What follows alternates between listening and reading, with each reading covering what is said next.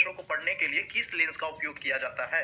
यानी छोटा-छोटा अक्षर को मेरे प्यारे साथियों पढ़ने के लिए हम लोग कौन सा लेंस का उपयोग करेंगे? तो इसका राइट आंसर मेरे प्यारे साथियों 5 सेंटीमीटर फोकस दूरी उत्तल लेंस, ऑप्शन नंबर सी यानी ग नंबर। चलिए मेरे प्यारे साथियों सेकंड नंबर क्वेश्चन देखेंगे और यही सेम टू सेम मेरे प्यारे साथियों आपका क्वेश्चन छपने वाला है, क्योंकि ये क्वेश्चन मेरे प्यारे साथियों पीटीओ का है, ठीक है, जो हर बच्चे के स्कूल में आ रहा है। सेकंड नंबर देखेंगे मेरे प्यारे साथियों, किस दृष्टि दोष को अवतल और उत्तल दोनों लेंसों के बने द्विफोकसी लेंस द्वारा संशोधित किया जाता है? तो देखिए निकट दृष्टि दोष में अवतल का होता है, दीर्घ में प्यारे साथियों उत्तल का होता है और दोनों होता है जड़ा दूरदर्शिता में, ठीक है। तो इसका राइट आंसर होगा ऑप्शन नंबर सी यानी ग नंबर। चलिए मेरे प्यारे साथियों ये मेरे प्यारे साथियों एक स्टूडेंट का एग्जाम हो गया है, वही भेजा है तो आपको फटाफट वीडियो दे रहे हैं। थर्ड नंबर देखिए प्यारे साथियों, आपको यहाँ पे एक प्रयोग में अवतल दर्पण द्वारा किसी बीम के प्रतिबिंब को एक पर्दे पर प्राप्त किया जा सकता है, तो दर्पण की फोकस दूरी को निर्धारित करने के लिए प्रयोगता कितना मापने की जरूरत है? तो ये प्यारे साथियों ऑप्शन नंबर बी दर्पण तथा बीम के बीच की दूरी। चलिए आगे देखेंगे प्यारे साथियों 4 नंबर क्वेश्चन में प्यारे साथियों एसिटिक अम्ल के IUPAC नाम क्या है? मेरे को देखेंगे प्यारे साथियों 4 नंबर का आंसर हो जाएगा एथेनोइकम, ठीक है। एसिटिक अम्ल के IUPAC नाम क्या होता है? एथेनोइकम। तो ऑप्शन नंबर ए मेरे प्यारे साथियों आप लोग रट के जाइएगा। 5 नंबर क्वेश्चन देखिए विद्युत अपघटनी परिष्करण में अशुद्ध धातु को बनाया जाता है, तो वो बनाया जाता है एनोड पे, option number A is the right answer. 6 number देखिए प्यारे साथियों निम्नलिखित में से कौन सा विद्युत विभवांतर का ऐसा मात्रक है? तो विद्युत विभवांतर हो या विभव हो उसका वो मेरे प्यारे साथियों वोल्ट होता है, ठीक है। Option number A is the right answer. प्यारे साथियों मोस्ट इंपोर्टेंट क्वेश्चन है प्यारे साथियों, सभी के सभी आप लोग जरूर याद कर लीजिएगा, ठीक है, क्योंकि आपका एग्जाम में भी छपेगा और मेन बोर्ड में भी आपका छपने वाला है। 7 नंबर देखिए प्यारे साथियों पश्चिम की ओर प्रेषित कोई धनावेशित कण है यानी अल्फा कण है, किसी चुंबकीय सुई द्वारा उत्तर में विक्षेपित हो जाता है, तो चुंबकीय क्षेत्र की दिशा क्या होगी? ठीक है, तो ये होगा प्यारे साथियों अधोमुखी, ठीक है। चलिए 7 का हो जाएगा ऑप्शन नंबर सी। 8 नंबर देखिए प्यारे साथियों काफी बार आपको होता है कि कौन से लेंस को अपसारी लेंस भी कहा जाता है और क्यों कहा जाता है ये भी आपको बताए थे। तो अवतल को अपसारी कहा जाता है और उत्तल को अभिसारी कहा जाता है, याद रखिएगा आप लोग और सभी को याद भी होगा। मेरे प्यारे साथियों अगर चैनल पर पहली बार आए तो चैनल को सब्सक्राइब करके जुड़ जाइए, क्योंकि यहाँ पे आपकी लाइव डेली क्लास चलती है क्लास 10th के। चलिए मेरे प्यारे साथियों 9 नंबर देखिए दंत विशेषज्ञ किस दर्पण के उपयोग मरीजों के दांतों को बड़ा प्रतिबिंब देखने में करते हैं, ठीक है। यानी मेरे प्यारे साथियों जो मरीज होते हैं उनके दांतों को बड़ा प्रतिबिंब देखने के लिए किस दर्पण का उपयोग करते हैं? तो वो होता है प्यारे साथियों अवतल दर्पण, यानी option number B is the right answer. चलिए मेरे प्यारे साथियों 9 तक क्लियर हो गया। देखिए पेपर यहीं पे मेरे प्यारे साथियों किसका है जी? पीटीओ, ठीक है, पीटीओ। हर दिन तक स्कूल में इसी का एग्जाम हो रहा है, एक होता है टर्नओवर वाला और एक पीटीओ वाला। चलिए 10वां नंबर प्रश्न देखिए प्यारे साथियों पुतली के साइज कौन नियंत्रित करता है? पुतली के साइज कौन नियंत्रित करता है? तो आइरिस होता है, उसी को कहते हैं परितारिका, ठीक है। Option number B is the right answer प्यारे साथियों। चलिए जी काफी बार आप लोग से हम पूछे भी थे। देखिए 11 नंबर प्रश्न बहुत ही सिंपल, अष्टक सिद्धांत का प्रतिपादन किसने किया? ठीक है, तो यहाँ पे अष्टक है प्यारे साथियों, तो इसके किसने किया था भाई? तो न्यूलैंड्स किए थे, ठीक है। और डोमनेरर के तिर्यक नियम था, यहीं पे अगर आपको तिर्यक नियम पूछा जाता है तो डोमनेरर, यहाँ पे अष्टक के सिद्धांत पूछा जा रहा है तो Newlands, option number B is the right answer.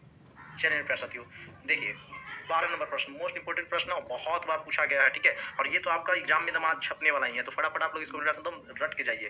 परमाणु द्रव्यमान का वर्त फलन है, परमाणु संख्या का वर्त फलन, तो आपको बताया था प्यारे साथियों जो आधुनिक आवर्त है अभी का वो परमाणु संख्या पे है, पहले था जो मेरे प्यारे साथियों वो परमाणु द्रव्यमान पे था, ठीक है, याद रखिएगा।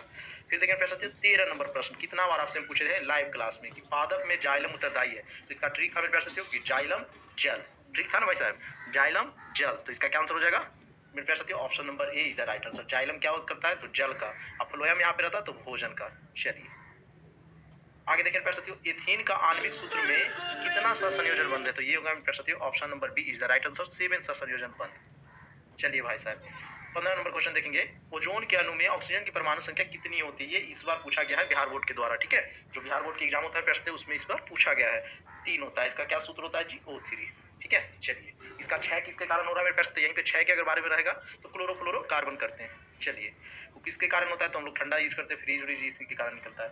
चलिए 16 नंबर प्रश्न के प्रश्न मनुष्य में ब्रीक एक तंत्र भाग है जो संबंधित है, ब्रीक है किस लिए भाई साहब? पोषण के लिए? तो नहीं सर। श्वसन के लिए? तो नहीं सर। परिवहन के लिए? नहीं सर। उत्सर्जन के लिए, यानी option number C is the right answer, ठीक है।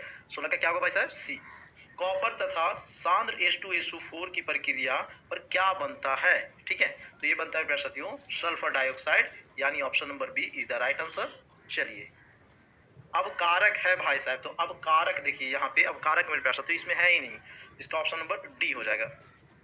फिर देखिए प्यारे साथियों 19 नंबर प्रश्न निम्न में से कौन सा अपघटन अपक्रिया है? तो अपघटन अपक्रिया का प्यारे साथियों अगर आप लोग फॉर्मूला परिभाषा अगर जानते होंगे तो आपको पता होगा क्या होता है। कोई एक पदार्थ होता है जो अपघटित हो जाता है एक से अधिक पदार्थ में, यानी option number C is the right answer. ग्रहणी भाग किसका भाई साहब? ग्रहणी किसका भाग है? तो आप लोग छोटे याद के जानते होंगे प्यारे साथियों कितना भाग होता है? 3 भाग, ठीक है। ग्रहणी इलियम जेजुनम, तो एक है ग्रहणी किसका भाग है? तो छोटी याद का, याद रखिएगा। सेम टू सेम क्वेश्चन में प्यारे साथियों अगर आपका पीटी हो करके एग्जाम हो रहा है, ये पेपर हो रहा है, तो आपको सेम टू सेम होने वाला है, क्योंकि ये मेरे एग्जाम एक स्कूल में हो गया है, सभी स्कूल का अलग अलग चल रहा है। इनमें से किसके द्वारा अमीबा भोजन का अंतर ग्रहण करता है? तो अमीबा किसके द्वारा भोजन ग्रहण कर सकते हैं? फुटपाथ के द्वारा, ऑप्शन नंबर ए। चलिए, पौधों में गैसों का आदान प्रदान किसके द्वारा रहते हैं? ठीक है, के लिए रहते हैं, तो क्या रहते हैं? गैसों के आदान प्रदान के लिए रंध्र रहते हैं, रंध्र, ऑप्शन नंबर बी यानी ख नंबर। भाई साहब, अगर आप लोग पहली बार चैनल पे आए ना तो चैनल को सब्सक्राइब जरूर कीजिए और दोस्तों के पास भी शेयर कर दीजिए। जो विद्यार्थी अभी तक कुछ नहीं पढ़े हैं तो आपसे मेरे प्यार साथियों पढ़ना शुरू कर दीजिए, क्योंकि ये आपके लास्ट चांस है, 4 से 5 महीना इसमें आप वेस्ट करिएगा, आप मेरे प्यार साथियों आगे निकल जाइएगा। क्योंकि आप 6 महीना अभी तक क्या पढ़े, आप कोई एग्जाम दे रहे होंगे तो आपको पता चल रहा होगा हकीकत में। ठीक है, देखिए गलत चीज हम मेरे प्यार साथियों, अगर एग्जाम से पहले आपको हम क्वेश्चन दे रहे हैं तो ये साफा साफी गलत है, हम भी जानते हैं कि गलत है। ठीक है, लेकिन क्या करें, कहीं कहीं स्कूल में ऐसा नियम हो गया कि हो गया है तो आपको बता दे रहे हैं। ठीक है भाई साहब, लेकिन आपका एग्जाम का मतलब होता है आपका अपना मूल्यांकन। ठीक है, बच्चे इस चीज को लेकिन नहीं समझते हैं। आप अपना मूल्यांकन कीजिए कर सकते हैं, कितना हमसे बन रहा है सर, कितना अभी मेहनत और करना है। मेरे पास जितने भी ऑफलाइन में जो बैच है चलता, उसमें एक भी विद्यार्थी को हम नहीं बताते ये सब क्वेश्चन। तो आप कहते तुम खुद भाई जाओ देखो क्या पढ़ा है अभी तक, क्या बच रहा है, किसमें कितना मेहनत करना है, तब ना आगे बढ़ोगे। छापने से क्या हो जाएगा चलिए, लेकिन कोई दिक्कत नहीं, जो हकीकत है जो हम बोल रहे हैं। देखिए 23 नंबर, एक टीचर को झूठ बोलने में अच्छा नहीं लगता है, जो हकीकत है वो हम आपको बता दिए। श्वसन की क्रिया में खाद्य पदार्थ का क्या होता है? तो वो होता है विघटन। ठीक है, याद कीजिएगा। ये एग्जाम के नजरिए से हम नहीं बता रहे, आगे क्या आपको बता रहे हैं, जो बोर्ड एग्जाम में होगा ना, तो मोस्ट इंपोर्टेंट सब क्वेश्चन ये सब आपको याद करना है। जैसे आप लोग टेस्ट देते हैं तो टेस्ट पेपर रखते हैं कि नहीं, वैसे ही आपका ये टेस्ट पेपर है। तो हर स्कूल में अगर अलग अलग भी हो रहा है तो कोई दिक्कत नहीं, आप 10 स्कूल के कवर कर लीजिए, आपका बहुत ही अच्छा नंबर आएगा। यहाँ पे पायरुवेट का विखंडन कार्बन डाइऑक्साइड तथा जल ऊर्जा देता है, ये किस क्रिया होती है? तो ये होता है माइटोकॉन्ड्रिया में। ठीक है, माइटोकॉन्ड्रिया में प्रश्न कोशिका के पावर हाउस किसे कहते हैं? तो माइटोकॉन्ड्रिया का। चलिए भाई साहब, विद्युत धारा उत्पन्न करने की युक्ति को करते हैं। देखिए कहेगा अक्सर ये सब क्वेश्चन पूछता है भाई साहब, ये कम से कम 5 बार पूछा गया है। अगर आपके पास होगा ना क्या क्वेश्चन बैंक, तो देखिएगा इसमें 5 बार पूछा गया है कि विद्युत धारा उत्पन्न करने की युक्ति का नाम बताएं। तो इसका राइट आंसर होगा जनित्र। क्या होगा भाई साहब? जनित्र, option number A is the right answer. चलिए, लघु पठन के समय परिपथ में विद्युत धारा का मान होता है, हमें तो लगता है कि उसी में से छपाले हैं, जो बोर्ड में बार बार क्वेश्चन पूछा जाता है, तो बहुत अधिक बढ़ जाता है। लघु पठन कब होता है? जब बहुत अधिक मान बढ़ जाता है। आगे देखेंगे 27 नंबर प्रश्न, निम्नलिखित में से कौन सा जय मात्रा ऊर्जा स्रोत का उदाहरण नहीं है? कौन मेरे प्यार साथियों जय मात्रा ऊर्जा स्रोत का उदाहरण नहीं है? तो इसका राइट आंसर होगा ऑप्शन नंबर सी, नाभिकीय ऊर्जा। नाभिकीय ऊर्जा। भाई साहब चैनल पे सब्सक्राइब जरूर कीजिए अगर पहली बार आए तो, ठीक है, क्योंकि ये आपके लिए सही चैनल है। कोई तत्व ऑक्सीजन के साथ अभिक्रिया कर उच्च गलनांक वाला यौगिक निर्मित करती है, यह यौगिक जल में विलय है, वह तत्व कहलाता है। तो वो मेरे प्यारे साथियों कैल्शियम कहलाता है। ठीक है, option number A is the right answer. अब आईबीएस श्वसन कोशिका के किस भाग में होता है? तो ये कोशिका द्रव में होता है। फटाफट मेरे प्यारे साथियों ये सब याद रखिएगा आप लोग। देखिए 30 नंबर प्रश्न 2-3 बार पूछा गया है। ठीक है, 2-3 बार से ज्यादा ही पूछा गया होगा कि वायुमंडल में CO2 कितना प्रतिशत है। आप लोग देख सकते होंगे, आप लोग के क्वेश्चन बैंक लेना बहुत ही जरूरी है, जिसमें क्या होता है कि हर पिछले साल वाला क्वेश्चन आपको पता रहता है कौन सा पूछा है कौन सा नहीं पूछा है। तो इसका राइट आंसर कर सकते हो कार्बन डाइऑक्साइड का 0.003%। ठीक है, लेंस में फोकस दूरी f एवं क्षमता p हो तो बताइए। ये सब न्यू क्वेश्चन है। ठीक है, यानी सब अभी तक नहीं पूछा है, लेकिन आपको याद रखना बहुत ही जरूरी है। इसका होगा ग नंबर, क्योंकि मेरे प्यारे साथियों p बराबर 1/f होता है। ठीक है, क्लियर। चलिए, तो यहाँ से तो निकल ही जाता, f को भेज देंगे तो गुना में तो भागम जाएगा। दो तंत्रिका कोशिका के मध्य खाली स्थान को कहते हैं, बहुत बार पूछा गया। क्या भाई साहब? सिनेप्स। सिनेप्स। मेरे प्यारे साथियों फटाफट आप लोग चैनल को सब्सक्राइब कीजिए और दोस्तों के पास शेयर कर दीजिए। ठीक है, क्योंकि सब्सक्राइब कीजिएगा तो प्रतिदिन जो लाइव आएंगे उसमें आप लोग जुड़िएगा। उसके बाद ये समझे तो हम लोग ऐसे ही धुआं उड़ा देते हैं। प्राग कोष में क्या होते हैं? जो क्लास करते हैं वो भाई साहब जानते हैं, प्रागकण। प्राग कोष में क्या होता है भाई साहब? प्रागकण। चलिए जी, इनमें से कौन सा प्रकाश संश्लेषी अंग है? तो वो हरित लवक। ठीक है, हरित लवक जितना भी पैर सकते वो प्रकाश संश्लेषी अंग है। चलिए देखिए प्रश्न 35 नंबर, स्वपोषी भोजन के लिए आवश्यक है। चैप्टर 1 में अगर आप लोग पढ़े होंगे जय प्रक्रम, तो उसमें ये क्वेश्चन सबसे फर्स्ट में ही रहता है। तो इनमें क्या होगा? इनमें सभी, और ये भी बहुत बार बोर्ड के द्वारा पूछा गया है। ठीक है, चलिए, निम्नलिखित में कौन ऑक्सीकारक है? तो जो ऑक्सीजन प्रदान करेगा उसे हम लोग ऑक्सीकारक कहते हैं। तो क्या हम कह सकते हो? Option number D. ठीक है, चलिए भाई साहब देखिए, ये भी क्वेश्चन बहुत बार पूछा गया, यानी मोस्ट इंपोर्टेंट क्वेश्चन है कि निम्नलिखित में कौन अपकारक गुण प्रदर्शित करता है? तो याद कर लीजिएगा H2S। क्या होगा? H2S, option number C is the right answer. 38वां प्रश्न में कर सकते हो, आपको बताया थे हाल ही रिवीजन कराए थे केमिस्ट्री चैप्टर 1, जिसका नाम था रासायनिक अभिक्रिया और समीकरण। तो देखिए संतुलित समीकरण किसे कहते हैं? आपको समीकरण पता होगा, दो प्रकार के होता है, संतुलित और संतुलित। चेक कर लीजिए प्यार साथियों, यहाँ पे Fe एगो है, यहाँ पे भी Fe एगो है, यहाँ Cl2 है, यहाँ Cl3 है, यानी मेरे प्यार साथियों ये समीकरण संतुलित नहीं है।